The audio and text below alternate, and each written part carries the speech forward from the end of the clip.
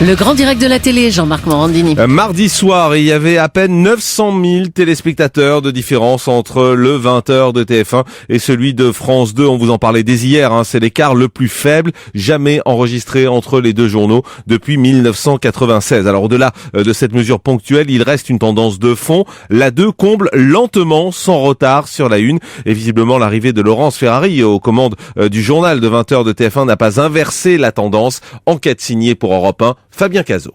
5 700 000 téléspectateurs pour le 20h de TF1 mardi soir, c'est le plus mauvais chiffre de la saison. Fin 2007, Patrick Poivre d'Arvor réunissait en moyenne plus de 9 millions de fidèles, c'était le double par rapport à France 2, mais aujourd'hui l'écart se réduit considérablement. Ce qui joue, d'après cet expert fondateur d'une agence média, Hervé Labeille, c'est l'effet habitude qui bénéficie aujourd'hui à David Pujadas, comme il jouait en son temps pour PPDA. Des renouvellements ont été faits, il faut maintenant que les habitudes s'installent. Ce qu'il faut voir, c'est que Pujadas est un personnage qui est rentré dans les habitudes des Français. Je crois que c'est un peu lui, le successeur de Poivre.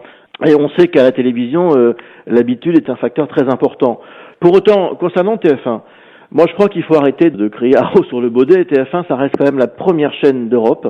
Le JT de 20h, c'est un carrefour de 7 500 000 téléspectateurs. Il n'y a aucun journal en France qui arrive à rassembler autant de gens. Le 20h de TF1 reste en effet le premier JT de France. L'audience baisse alors que celle de France 2 est stable mais n'augmente pas. Ça signifie qu'il n'y a pas de vase communicant entre la 1 et la 2. Les généralistes, TF1 quand même en premier lieu, souffrent de la concurrence de la TNT et du grand journal de Canal+.